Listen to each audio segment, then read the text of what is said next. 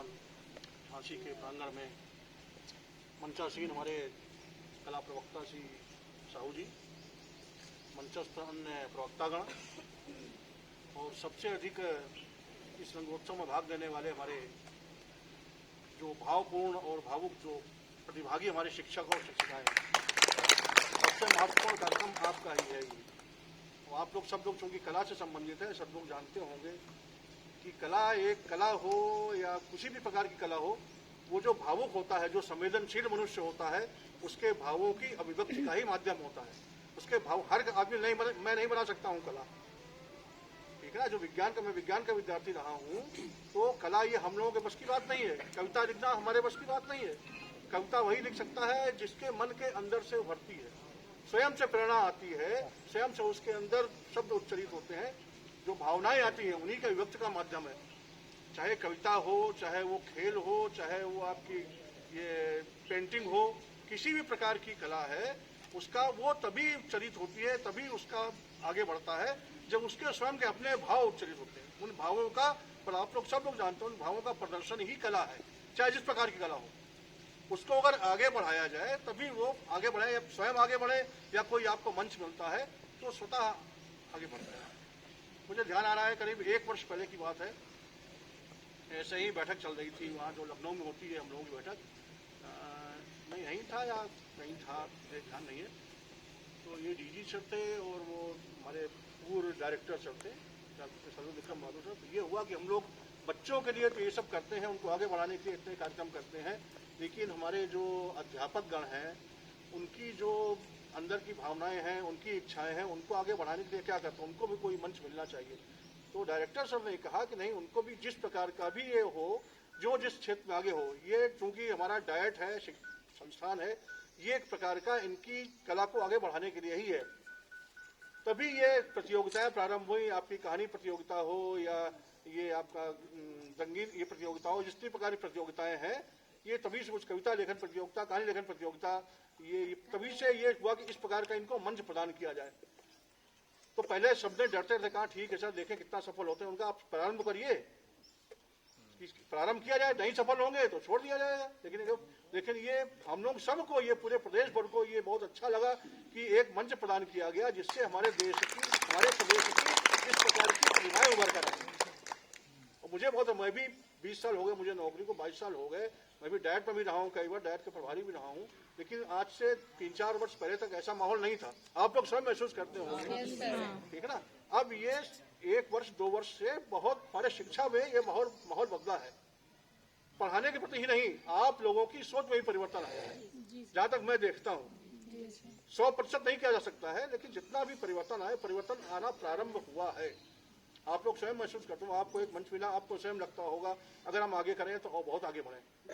3 या 4 वर्ष पहले की बात है, मैं बस्ती में BS से था, तब आलोक शुक्ला नाम का एक अनुदेशक था, कला अनुदेशक था। वो हैंड में, जैसे भी हैंड लिखा है, वो तो हाथ से बने हुए वेस्ट मटेरियल के कुछ बनाया करता था। तो कहने लगा कोई प्रतियोगिता हो रही थी, कहने लगा सर हमको यहाँ भेज दीजिए। हमने कहा ठीक है जाओ, तो हमने चिट्ठी लिख दी, वहाँ कह दिया गया।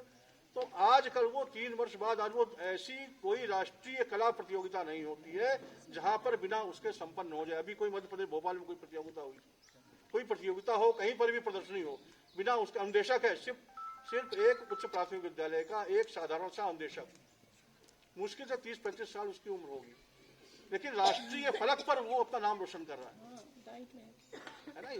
तो सिर्फ आगे अपनी कला को प्रदर्शित करने की बात है, आदमी कहां से कहां उसको पहुंच सकता है। और जो हमको आज केवल पैसा ही सबको सही होता है, आप भी जानते हैं, हमारी आत्मसंतुष्टि सबसे बड़ी बात होती है, और कला हमारी आत्मसंतुष्टि का, आत्मा की संतुष्टि का माध्यम है। तो जिससे हमको संतुष्टि मिले, हमारी आत्मा को संतुष्टि मिले, हमारे मन को संतुष्टि मिले। एक होता है मस्तिष्क, एक होता है मन। आप मस्तिष्क को तो समझा सकते हैं, लेकिन मन को नहीं समझा सकते। मन वही कहेगा, मन वही करता है जो ठीक होता है, जो अच्छा लगता है। मस्तिष्क उसमें तर्क और वितर्क करता है, विवेकपूर्ण निर्णय लेता है, किसमें लाभ है, किसमें हानि है। लेकिन मन वही कहता है कि नहीं नहीं, ये अच्छा है, हमको ये करना चाहिए। फिर मस्तिष्क उसका तर्क वितर्क करता है, ये करना चाहिए, नहीं करना चाहिए, इसमें लाभ होगा, नहीं होगा, हम पेंटिंग बनाएंगे तो उससे क्या होगा, अगर हमको प्रशंसा नहीं मिली तो क्या होगा, इससे क्या होगा, पैसे नहीं मिलेंगे, क्या होगा इससे।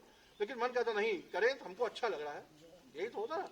तो यही सबसे बड़ी चीज होती है, आत्मसंतुष्टि ही यही सबसे बड़ी चीज। और जिसको आत्मसंतुष्टि हो गई तो फिर वो लौकिक से पारलौकिक हो जाता है। ठीक है, ये और भावना ये भाव ही सब कुछ है और कुछ नहीं है। अगर हमारे अंदर ये भाव न हो, और ये सबसे बड़ी चीज है, अगर भाव पशु के अंदर भी होते हैं, गाय के अंदर भी भाव होते हैं, गाय और बछड़े के प्रति भी एक भाव ही तो होता है, लेकिन उसको प्रदर्शित करने का कोई माध्यम नहीं होता है। भाव तो होता है, लेकिन हम मनुष्य हैं, ईश्वर ने हमको मनुष्य का जन्म दिया है, हम बहुत भाग्यशाली हैं कि हमारे अंदर भाव तो है ही, लेकिन उसके साथ साथ हमको अपना उसको प्रदर्शित करने का माध्यम भी है। अगर हमको कविता आती है तो कविता हम अपने मुंह से प्रदर्शित कर सकते हैं। अगर हमको कोई चीज अच्छी लगती है हम उसको देख सकते हैं, हम उससे अपने कला से हाथों से प्रदर्शित कर सकते हैं। मतलब किसी भी प्रकार से भावों को आने का और उन भावों को प्रदर्शित करने का दोनों माध्यम हमारे पास है। तो ईश्वर की ये बहुत बड़ी हमारे प्रति यह है कि हम उसको ईश्वर के प्रति आभार व्यक्त करते हैं। हमको मनुष्य का जन्म दिया, उसने हमको इस भावपूर्ण माहौल में उत्पन्न किया। भावपूर्ण माहौल, उसके पश्चात विश्व में, भारतवर्ष में, और भारतवर्ष में भी जो सबसे उपजाऊ प्रदेश गंगा यमुना का दोआब है ना, ये जो बीच का ये प्रदेश है, ऐसा कोई भारतवर्ष में ऐसा कोई प्रदेश नहीं, ऐसी कोई जगह नहीं होगी जहां इस प्रकार के वातावरण पाया, जहां गर्मी, सर्दी और बरसात सब होता हो, सारी ऋतुएं होती हो। इवन विश्व का छोड़ दीजिए, साइबेरिया में 6 महीने दिन 6 महीने रात होती है, कहीं पूरी गर्मी होती है, दक्षिण में चले जाइए गर्मी होती है।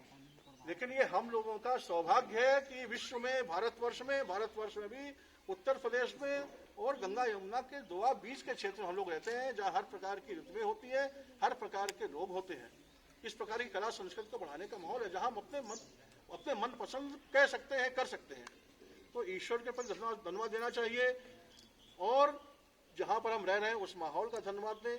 और इसके बाद सबसे बड़ी बात है, जहाँ पर हम रह रहे हैं, अपने देश के प्रति, अपने समाज के प्रति, भारतवर्ष के प्रति जितना हम ऋण हो सकते हैं, है ना, ये पितृ ऋण होता है, गुरु ऋण होता है, पुत्र ऋण होता है, इन सबसे बड़ा होता है देश के प्रति राष्ट्र का ऋण। तो जो हम ये नहीं कहिए कि हम इतना कर रहे हैं तो इससे हमको क्या लाभ होगा, अपना कर्तव्य करें, जो होगा, जो लाभ होगा वो तो होगा ही, ना हो तो कोई बात नहीं, लेकिन हमने अपने मन से अपने कुछ किया तो अपने इस देश का, राष्ट्र का नागरिक मानते हुए अगर हम थोड़ा भी कुछ कर पाए, हमारे कहने से कुछ किसी का भी लाभ हो तो क्या बुरा है, कोई कुछ ले तो जाएगा नहीं। तो जो हम अपने मन से कर पाएंगे उससे कोई चीज, अगर एक व्यक्ति को भी प्रेरणा मिली, आप लोग सब लोग अध्यापक हैं, मैं भी 8 वर्ष अध्यापक रहा हूं, तो हमारे पढ़ाने से या हमारी कला से किसी एक व्यक्ति, एक बच्चे को भी अगर प्रेरणा मिलती है, यही बहुत बड़ी बात है। तो जो हम सीखते, हमारे अंदर जो हुनर है, जो कला है, जो भाव है, वो भाव हमारे तक न रह जाए, हम उसको संप्रेषित भी करें। वो संप्रेषण जिन विद्यार्थियों के प्रति, जिन विद्यार्थियों को पढ़ा रहे हैं, जिन विद्यार्थियों के प्रति हमारा दायित्व है, उन विद्यार्थियों के मन मस्तिष्क नहीं, उनके हृदय तक संप्रेषित हो, उनके हृदय तक संप्रेषित होना, उनके अंदर पता नहीं किसके अंदर कौन सा भाव हो, ये पहचानना ही गुरुत्व है ना। ये किसी बच्चे का, किसी विद्यार्थी के अंदर की कला को पहचानना, हुनर को पहचानना और उसको आगे उस दिशा में अग्रसर करना, यही तो गुरु का काम है। तो अगर हम उसको, उस भाव को पहचान कर उसको उस दिशा में जिधर उसका भाव है उस तरफ अग्रसर करें। क्या पता कोई खेल में आगे हो, क्या पता कोई इसमें आपके पेंटिंग में आगे हो, क्या पता किसी को गाना अच्छा आता हो, किसी को डांस अच्छा आता हो, ये है तो सब भावों की अभिव्यक्ति ही है।